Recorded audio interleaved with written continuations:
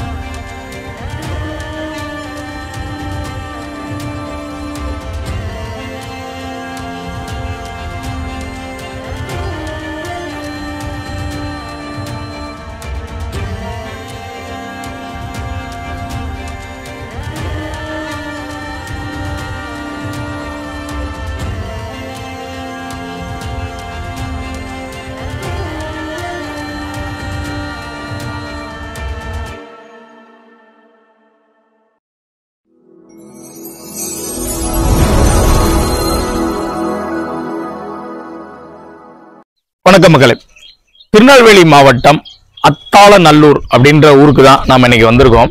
இந்த ஊர்ல முக்கியமான சிறப்பம்சம் ஒண்ணு இருக்குது. அது என்ன அப்படின்னு பார்த்தா, திருநெல்வேலி மாவட்டம் இந்த தாமிரபரணி நதிக்கரையை ஒட்டி உள்ள சிவாலயத்துல இது பாத்தீங்கன்னா பஞ்சபூத அந்த பஞ்ச குருத்தலங்கள்ல இது ஆகாய தலமா விளங்குதுங்க.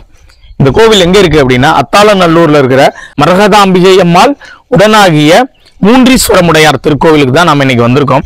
இந்த கோவில்ல உள்ள இருக்கிற அந்த குருவை போய் நம்ம பார்க்கலாம். ஏன்னா இங்க வந்து சிவபெருமானை விட இங்க இருக்கிற குருவாகிய தட்சிணாமூர்த்தி தான் ரொம்பவும் சிறப்பம்சம் கொண்டவர். இன்னைக்கு அவரை பத்தி தான் நம்ம பார்க்க போறோம். வாங்க உள்ள போய் இந்த கோவிலை பத்தின வரலாறு என்ன, இந்த கோவிலுக்கு என்ன சிறப்பம்சம் இருக்கு, எல்லாத்தையுமே நம்ம பார்க்கலாம்.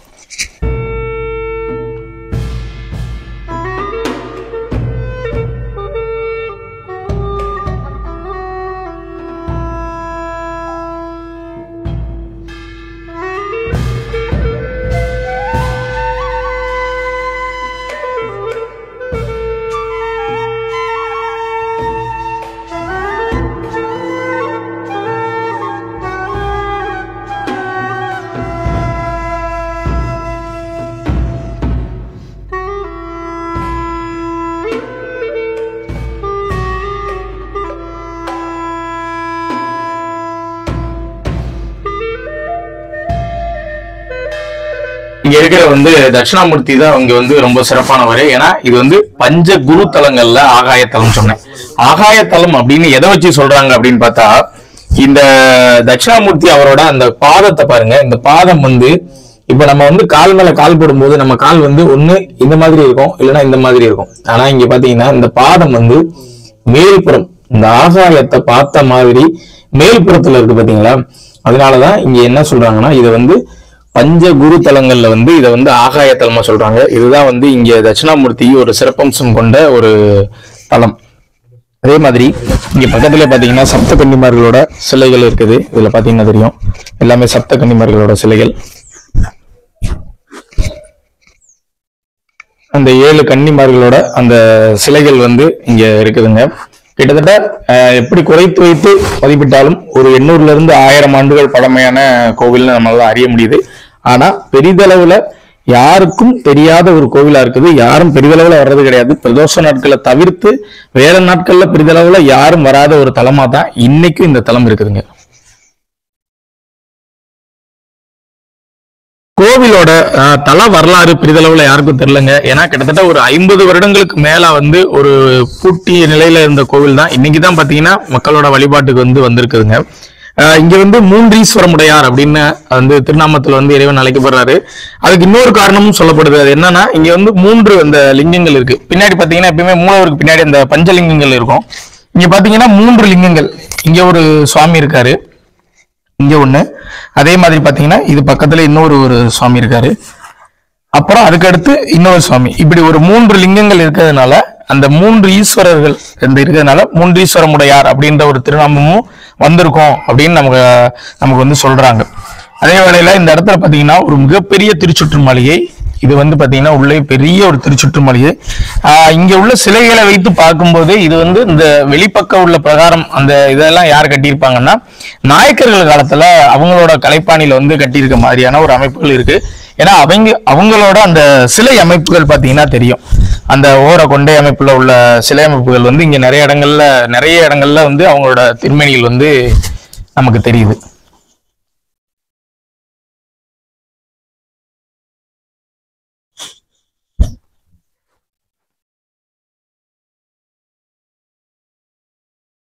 மூலவருக்கு பின்புறம் இருக்கிற அந்த முருகப்பெருமானோட சன்னதி வந்து ரொம்ப சிறப்பம்சம் கொண்டதுங்க. ஏன் அப்படின்னா, இங்க வந்து முருகன் வந்து யாரோட ஒரு சாயல்ல இருக்காரு அப்படின்னா, பெருமாளோட அந்த சாயல்ல வந்து காட்சி கொடுக்குறாரு. நீங்க இப்படி டக்குன்னு இப்படி பாத்தீங்கன்னா, இதை பார்த்தா எப்படி தெரியுது உங்களுக்கு? ஒரு பெருமாளோட சிலை அது மாதிரிதான் நமக்கு தெரியும். ஆனா இது வந்து ஒரு முருகன். நீங்க கீழே பாத்தீங்கன்னா அந்த அவரோட வாகனமான மயில் இருக்கு. அதே மாதிரி பாத்தீங்கன்னா இந்த 2 விரல்லையும் பெருமாள் எப்படி 2 விரல்ல வந்து அந்த சக்கரமும் சங்கும் வச்சிருப்பாரோ, அதே மாதிரி முருகன் வந்து ஆயுதம் தாங்கின மாதிரி இருக்காரு. இப்ப நீங்க டக்குன்னு இப்படி பாத்தீங்கன்னா உங்களுக்கு தெரியும், இது வந்து அப்படியே பாத்தீங்கன்னா ஒரு பெருமாள் சிலைன்னு தான் நம்மளால நம்ப முடியுது. அந்த மாதிரி, அதாவது ஒரு பெருமாளோட அந்த கலைப்பாணிலே வந்து இங்க வந்து முருகனை செஞ்சு வச்சிருக்காங்க. இது இந்த கோவில்ல மற்றொரு சிறப்பம்சமா பார்க்கப்படுது. நம்ம அந்த அத்தாநல்லூர் மூன்றீஸ்வரமுடையார் அந்த திருக்கோவிலுக்கு எதிரே பாத்தீங்கன்னா பாலசுப்பிரமணியரோட சன்னிதானம் ஒண்ணு இருக்குதுங்க. இங்க பாத்தீங்கன்னா ஒரு காலத்துல வந்து இது பாண்டியர்களால கட்டப்பட்டது. அதுக்கு ஒரு ஆதாரம் வந்து இங்க இருக்கிற வந்து அந்த மீன் சின்னங்கள். இது வந்து ஒரு காலத்துல பாத்தீங்கன்னா ஒரு பஜனை மடமா இருந்திருக்கு. பிற்காலத்துல வந்து இங்க வந்து சுற்றுச்சுவர்கள் எல்லாம் எழுப்பப்பட்டு, ஏன்னா அந்த மண்டபத்தை பாதுகாக்கணும் அப்படின்றத சுற்றுச்சுவர்கள் எழுப்பப்பட்டு இங்க வந்து ஒரு முருகப்பெருமானை வந்து பிரதிஷ்டை பண்ணியிருக்காங்க. கிட்டத்தட்ட முருகனோட சிறப்புகள் வந்து இங்க நிறைய இருக்குதுங்க. அது என்ன அப்படின்னா, நம்ம இலங்கையில அந்த கதிர்காமத்து அந்த இதுல இருந்து அந்த பிடிமண் எடுத்து கொண்டு வரப்பட்டு இங்க வந்து முருகன் வந்து பிரதிஷ்டை பண்ணியிருக்காங்க. முருகனோட முகம் நீங்க பாத்தீங்கன்னா ஒரு 10 வயது ஒரு பையனுக்கு என்ன முக அமைப்பு இருக்குமோ அந்த முக அமைப்பு தான் இருக்கும். ஒரு பெரிய ஆளுக்குரிய முக அமைப்பு இருக்காது. அதே மாதிரி எப்பயுமே பாத்தீங்கன்னா முருகனுக்கு வலது பக்கத்துல பாத்தீங்கன்னா வஜ்ராயுதம் இருக்கும். ஆனா இங்க பாத்தீங்கன்னா முருகனுக்கு இடது பக்கம் வந்து அந்த வஜ்ராயுதம் இருக்கு. அது ஒரு சிறப்பம்சம் இங்க. அதே மாதிரி இங்க இருக்கிற ஒரு விநாயகர் பாத்தீங்கன்னா, இந்த விநாயகர் வந்து ஒரு சிறப்பம்சம் உள்ள விநாயகர். ஏன் அப்படின்னா, விநாயகருக்கு முன்னாடி பாத்தீங்கன்னா மூஞ்சூர் இருக்கும். இங்க வந்து விநாயகர் எப்படி இருக்காருன்னா, அந்த மூஞ்சூர் வாகனத்துக்கு மேலேயே அமர்ந்த மாதிரி இருக்கிறது வந்து இங்க உள்ள ஒரு விநாயகரோட சிறப்பம்சம். இது வந்து இந்த மாதிரி வந்து நிறைய சிறப்பம்சங்கள் கொண்டதுதான் இந்த பாலசுப்பிரமணியர் கோவில். பொதுவா இங்க பாத்தீங்கன்னா இது எதுக்காக, இந்த ஸ்தலம் வந்து எதுக்காக ஒரு சிறப்பு பெற்றதுன்னா, நம்ம குழந்தை பாக்கியத்துக்குரிய வந்து சிறப்பு பெற்றது.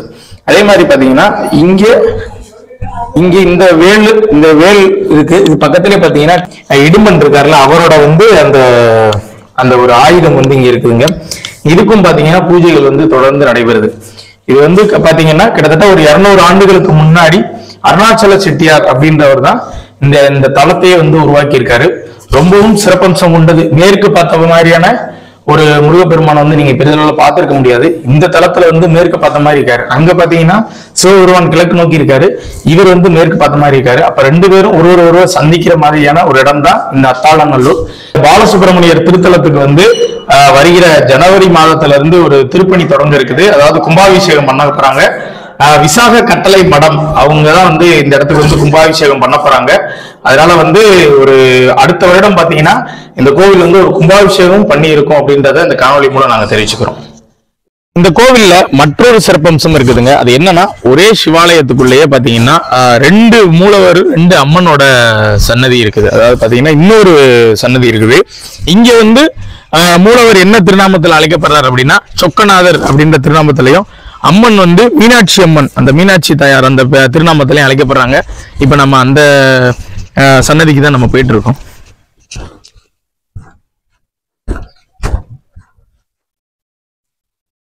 இந்த சன்னிதானத்தையும் கட்டினது யாரு அப்படின்னு பார்த்தா பாண்டியர்கள் தான். ஏன்னா பாண்டியர்களோட சின்னமான அந்த மீன் சின்னத்தை வந்து நம்ம மேல்கூரையில பார்க்க முடியுது. ஆனா பிற்காலத்துல அந்த நாயக்கர்கள் இங்க வந்து நிறைய திருப்பணிகள் பண்ணியிருக்காங்க. அவங்களோட அந்த திரு உருவங்களும் இந்த இடத்துல வந்து நிறைய இருக்குது.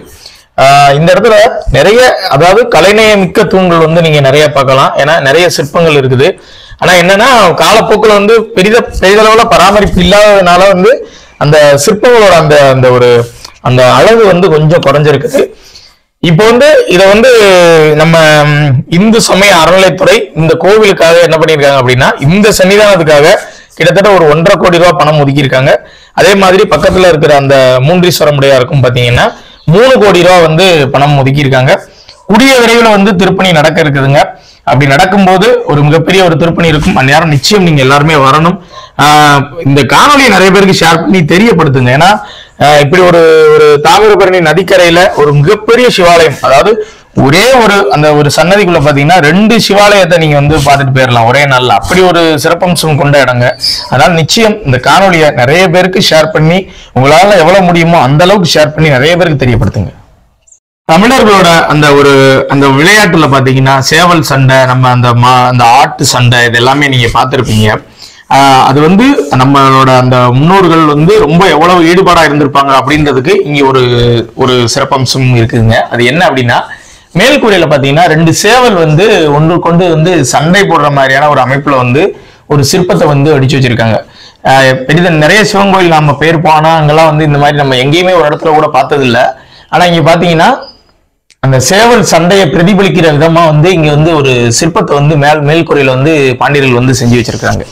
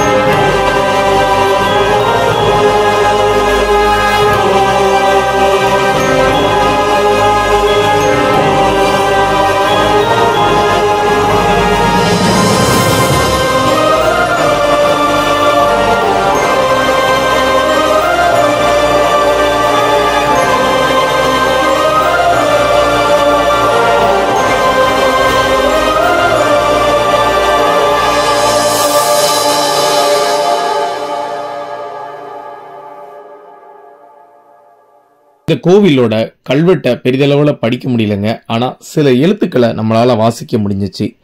இந்த கோவில் கல்வெட்டுல என்ன சொல்லியிருந்தாங்க அப்படின்னா, ஸ்வஸ்தி ஸ்ரீ வீரபாண்டிய தேவருக்கு, மார்கழி மா நாயனாருக்கு, குப்பக்களனாக பல்வரையருக்கு அப்படின்ற ஒரு வார்த்தை இருந்துச்சு. அதுக்கப்புறம் பார்த்தீங்கன்னா சேகர பல்வத்தரையன் அப்படின்ற ஒரு வார்த்தையும், வடக்கு மே எல்லை கிழக்கு படமேல் எல்லை மேற்கு வழிவிட்டு தெற்கும் அப்படின்ற வார்த்தைகளும் இருந்துச்சு. அப்போ இதன் மூலம் நம்ம என்ன தெரிஞ்சுக்கலாம் அப்படின்னா, வீரபாண்டிய மன்னரோட ஆட்சி காலத்தில் ஒரு நிலதானம் வந்து அந்த அளவுகளை வைத்து 4 திசைகளின் அளவுகளை வைத்து ஒரு நிலதானம் வழங்கப்பட்டது அப்படின்னு நம்மளால் அறிய முடியுது. வீரபாண்டிய மன்னரோட காலம் பார்த்தீங்கன்னா கிபி 945. அப்போ சுமார் இந்த கோவில் 1000 ஆண்டுகள் பழமையானது அப்படின்னு நம்மளால் எளிதாக சொல்ல முடியுது. மற்றொரு கல்வெட்டில் நம்ம குலசேகர பாண்டிய மன்னரோட கல்வெட்டை பார்த்தோம். அவருடைய பெயர் அந்த கல்வெட்டில் இருந்துச்சு. அவரோட காலம் பார்த்தீங்கன்னா கிபி 1268. அப்போ சுமார் 330 ஆண்டுகளுக்கு அப்புறம் பார்த்தீங்கன்னா ஒரு பாண்டிய மன்னர் இந்த கோவிலுக்கும் திருப்பணி பண்ணியிருக்காரு. அப்போ இந்த கோவில் ஒரு காலத்தில் எவ்வளவு பெரிய தலமா இருந்திருக்கும்னு நீங்க கற்பனை பண்ணி பாருங்க, உங்களுக்கே புரியும். இந்த கோவிலுக்கு நீங்க எப்படி வரணும் அப்படின்னா, திருநெல்வேலியில இருந்து பாபநாசம் ரூட்ல வீரவநல்லூர் அப்படின்ற ஊருக்கு பக்கத்துல தாங்க இந்த அத்தாளநல்லூர் அப்படின்ற இந்த கிராமம் இருக்கு. இங்கதான் வந்து இந்த சிவாலயம் இருக்குது. நிச்சயம் வாழ்க்கையில ஒரு முறையாவது நீங்க வந்து வரணும். அப்படிப்பட்ட சிறப்பம்சம் கொண்ட ஒரு கோவில். சொல்ல போனா பஞ்சபூத அந்த நம்ம குரு தலங்கள்ல வந்து இது வந்து ஆகாய தலமா விளங்குங்க. அதனால நிச்சயம் ஒரு தடவையாவது வந்து இந்த தட்சிணாமூர்த்தியை வந்து வழிபாடு செய்யுங்க. பெரிதளவுல தெரியாத இந்த கோவிலை வந்து இன்னைக்கு ஒரு கவனித்து இதை ஓரளவு இப்ப கொண்டு வந்துட்டு இருக்கிறது வந்து இப்ப பாத்தீங்கன்னா காந்திமதிநாதன் ஐயா தான் இதை வந்து ஓரளவு பொறுப்பாளராக இருந்து இந்த கோவிலை வந்து கவனிச்சுட்டு வராங்க. அவங்களுக்கு எங்களோட நெஞ்சார்ந்த நன்றிகள். தொடர்ந்து அவங்களோட இந்த சிவத்தொண்டு வந்து தொடரணும். அதே வேளையில நம்ம HRNC நம்ம இந்து சமய அறநிலைத்துறை வந்து இந்த கோவிலுக்கும் பக்கத்துல இருக்கிற நம்ம இன்னொரு சிவாலயத்துக்கும் சேர்த்து பாத்தீங்கன்னா மொத்தம் வந்து 4.5 கோடி ரூபாய் வந்து பணம் ஒதுக்கி இருக்காங்க. விரைவில் வந்து திருப்பணி நடக்குது. அதனால இந்து சமய அறநிலைத்துறைக்கும் எங்களோட நெஞ்சார்ந்த நன்றிகள். விரைவில் வந்து திருப்பணி செஞ்சு அவங்க இந்த கோவிலை வந்து ஒரு உலக புகழ்பெற்ற ஒரு தலமா மாத்தணும் அப்படின்றதான் எங்களோட ஆசை. உங்கள் கையில என்ன இருக்கு அப்படின்னா இந்த காணொலியை நிறைய பேருக்கு ஷேர் பண்ணி தெரியப்படுத்துங்க. நீங்க தெரியப்படுத்துறது மட்டும் இல்லாம இந்த தலத்துக்கு நீங்க வாங்க, உங்க குடும்பத்தோட வாங்க. ஏன்னா திருநெல்வேலின்னு எடுத்துக்கிட்டா நெல்லையப்பர் மட்டும்தான் போறாங்களே தவிர திருநெல்வேலியில நம்ம இந்த தலங்கள்லாம் வந்து பெரிதளவுல யாருக்குமே தெரியாமலே இருக்குது. அதனால நிச்சயம் ஒரு தடவையாவது வாங்க. ஏன்னா நாங்க கிட்டத்தட்ட வந்து ஒரு 2 மணி நேரம் இருந்தோம். நாங்க மட்டும்தான் இருக்கோம், வேற யாருமே இல்லை. ஒரு சிவாலயத்துல ஒரு இவ்வளவு பெரிய கோவில்ல வந்து ஒரு 2 பேர், நாங்க 4 பேர் தான் இருக்கோம்ன்றது ரொம்ப சங்கடமா இருக்கு. அதனால இந்த காணொலியை நிறைய பேர் ஷேர் பண்ணி தெரியப்படுத்திட்டு நீங்க திருநெல்வேலி மார்க்கம் வரும்போது நிச்சயம் இந்த கோயிலுக்கு வாங்க. அதுதான் எங்களோட ஒரு ஆசை. அடுத்து வேற ஒரு சிவாலய ஒரு காணொலியில நான் உங்களை சந்திக்கிறேன். நன்றி, வணக்கம்.